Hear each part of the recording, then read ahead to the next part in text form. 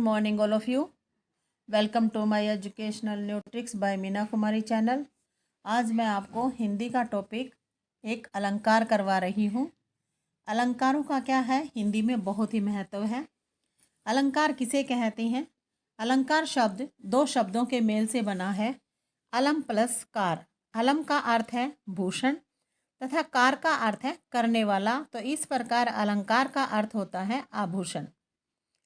जिस प्रकार से स्त्री सजने संवरने के लिए विभिन्न प्रकार के अलंकारों का प्रयोग करती है, उनसे और ज़्यादा वो अट्रैक्टिव बन जाती है, तो उसे कहते हैं अलंकार या आभूषण।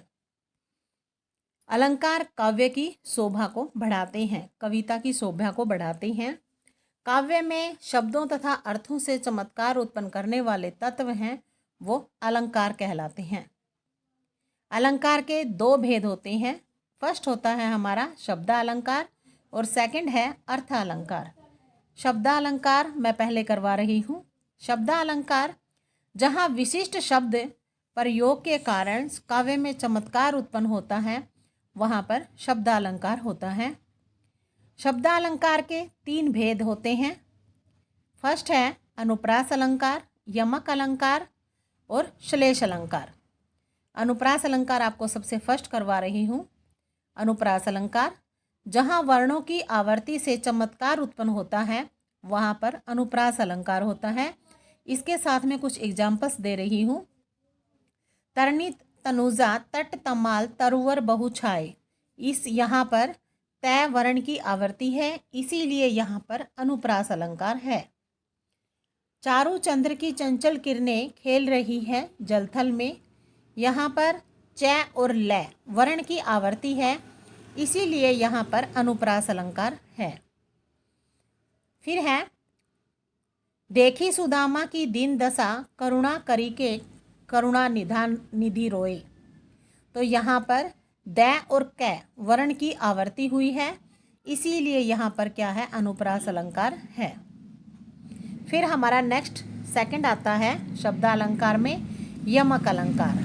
यमक अलंकार जब काव्य में कोई शब्द एक से अधिक बार आए और उनके अर्थ अलग अलग हों, तो वहाँ पर यमक अलंकार होता है। जैसे एग्जाम्पल्स के साथ बता रही हूँ। काली घटा का घमंड घटा। घटा शब्द यहाँ पर दो बार आया है। पहली बार घटा शब्द का अर्थ होता है बादल और दूसरी बार घटा शब्द का अर्थ होता है कम होना, अतः यहाँ यमक अलंकार है। फिर है सेकंड एग्जाम्पल्स के साथ बता रही हूँ। तीन बेर खाती थी वे तीन बेर खाती है, तो यहाँ पर पहले आए तीन बेर का अर्थ है तीन बार और दूसरी बार आए तीन बेर का अर्थ है तीन बेर, अतः यहाँ पर हमारा यमक अलंकार है। फिर है कनक कनकते सौगुनी मादकता अधिकाए, वा खाए बोराए जग या पाए बोराई। यहाँ पर क्या है, कनक शब्द दो बार आया है। पहली बार कनक शब्द का अर्थ होता है सोना और दूसरी बार कनक शब्द का अर्थ है धतूरा। फिर आता है हमारा सेकंड श्लेष अलंकार।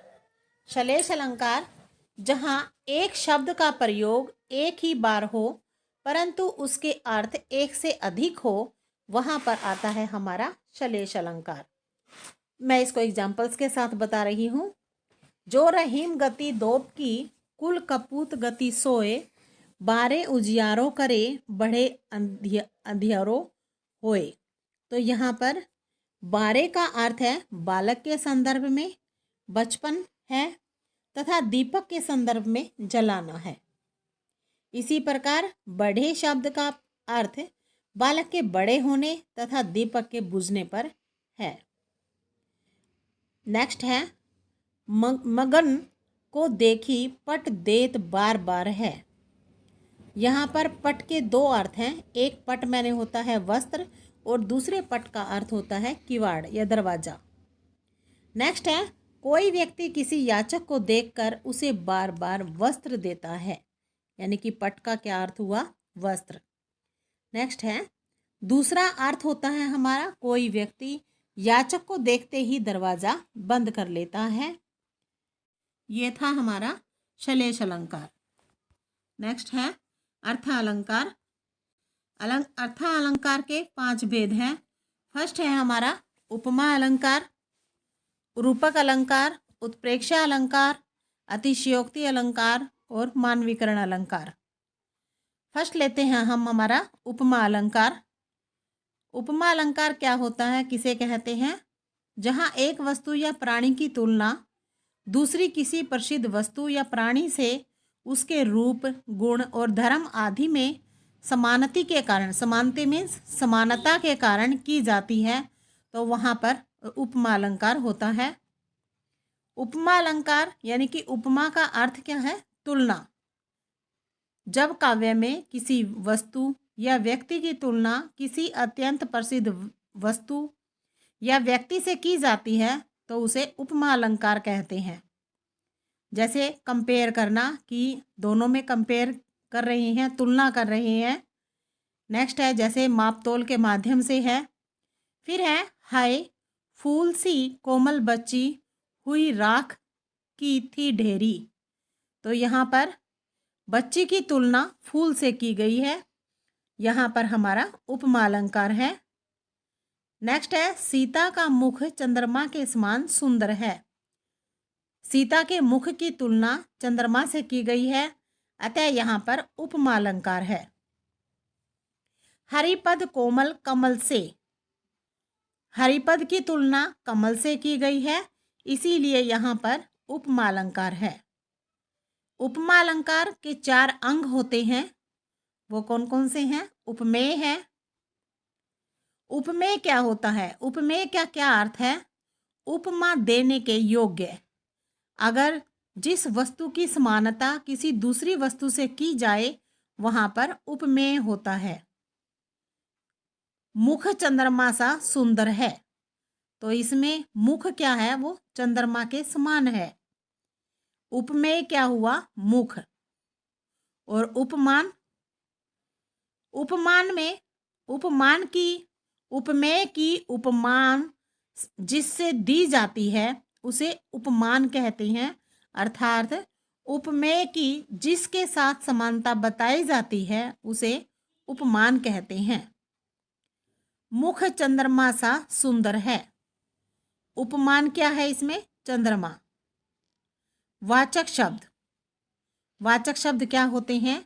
जब उपमेय और उपमान में समानता दिखाई जाती है तब जिस शब्द का प्रयोग किया जाता है उसे वाचक शब्द कहते हैं। ये डेफिनेशन सभी साथ के साथ याद करते रहना। मुख चंद्रमा सा सुंदर है, वाचक शब्द है सा। साधारण धर्म है। साधारण धर्म 2 वस्तुओं के बीच समानता दिखाने के लिए जब किसी ऐसे गुण या धर्म की मदद ली जाती है जो दोनों में वर्तमान स्थिति में ही हो, उसी गुण या धर्म को साधारण धर्म कहते हैं। मुख चंद्रमा सा सुंदर है, साधारण धर्म क्या है यहाँ पर? सुंदर। रूपक अलंकार नेक्स्ट आता है। जहाँ समानता के कारण उपमेय और उपमान में एक रूपता दिखाई दे जाती है वहाँ पर रूपक अलंकार होता है। जैसे चरण कमल बंदो हरि राई, यहाँ हरि के चरणों उपमेय को, कमल उपमान के समान बताकर एक रूपता यानी कि एक जैसा रूप दिखाया गया है, रूपक अलंकार है। मैया मैं तो चंद्र खिलौना ले हो, यहाँ चंद्रमा उपमेय में और खिलौना उपमान की एक रूपता है, यही रूपक अलंकार है। पायो जी मैंने राम रतन धन पायो, यहाँ पर राम रतन उपमेय है, को धन उपमान के समान बताकर एक रूपता दिखाई गई है, यही रूपक अलंकार है। अब करते हैं हम रूपक अलंकार। जहाँ पर उपमेय और उपमान में कोई अंतर न दिखाई दे वहाँ रूपक अलंकार होता है।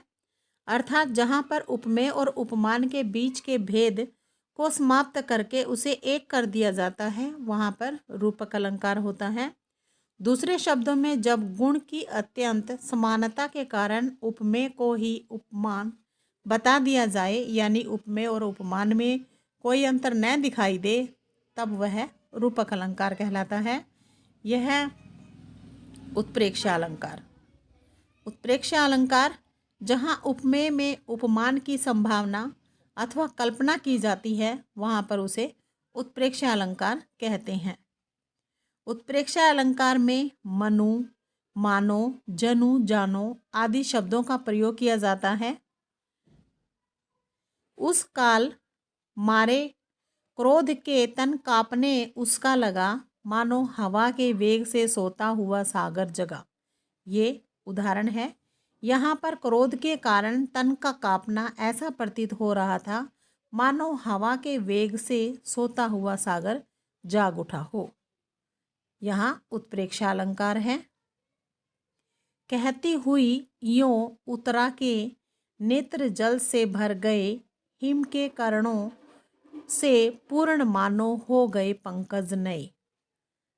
कहती हुई यों उतरा के नेत्र जल से भर गए, हिम के करणों से पूर्ण मानो हो गए पंकज नए। यहाँ पर आता है कि आंसुओं से भरे उत्तरा के नेत्रों में ओस के कणों से युक्त पंकज मीन्स क्या होता है, कमल की कल्पना की गई है। और यहाँ पर क्या आता है, हमारा उत्प्रेक्षा अलंकार है। नेक्स्ट आता है अतिशयोक्ति अलंकार। जहाँ किसी वस्तु, पदार्थ अथवा कथन का बहुत बढ़ा चढ़ाकर वर्णन किया जाता है, वहाँ पर अतिशयोक्ति अलंकार होता है। देखकर रूप सलोना चांद भी शर्मा गया। यहाँ नाविक का रूप का बढ़ा चढ़ाकर वर्णन किया गया है। यहाँ पर अतिशयोक्ति अलंकार है। नेक्स्ट एग्जाम्पल्स है हमारा, देख लो साकेत नगरी है यहीं, स्वर्ग से मिलने गगन को जा रही। यहाँ साकेत नगरी की ऊंचाई का वर्णन बढ़ा चढ़ाकर किया गया है, इसीलिए यहाँ पर अतिशयोक्ति अलंकार है। अतिशयोक्ति अलंकार इजी वे से धड़ाम गिरना है। यहाँ पर एक दिन राम पतंग उड़ाई, देवलोक में पहुँच गई। यानी कि यहाँ राम द्वारा पतंग उड़ाने का जो वर्णन तो ठीक है, पर पतंग उड़ते उड़ते स्वर्ग में जा पहुँच जाने का वर्णन बहुत बढ़ा चढ़ाकर किया गया है। इस पर विश्वास करना कठिन हो रहा है। मानवीकरण अलंकार। मानवीकरण अलंकार में जब जड़ पदार्थों और प्रकृति के अंग, नदी, पर्वत, पेड़, लताएं, झरने, हवा, पत्थर, पक्षी आदि पर मानवीय क्रियाओं का आरोप लगाया जाता है, अर्थात मनुष्य जैसा कार्य, सद्व्यवहार या व्यवहार करता हुआ दिखाया जाता है, तब वहाँ पर मानवीयकरण अलंकार होता है। एग्जाम्पल्स है, हरसाया ताल लाया पानी परात भर के। यहाँ पर मेहमान के आने पर तालाब द्वारा खुश होकर पानी लाने का कार्य करते हुए दिखाया गया है, इसीलिए यहाँ पर क्या है, मानवीकरण अलंकार है। ये थे हमारे आज शब्दालंकार और अर्थालंकार, जो बहुत ही आसान तरीके से हैं।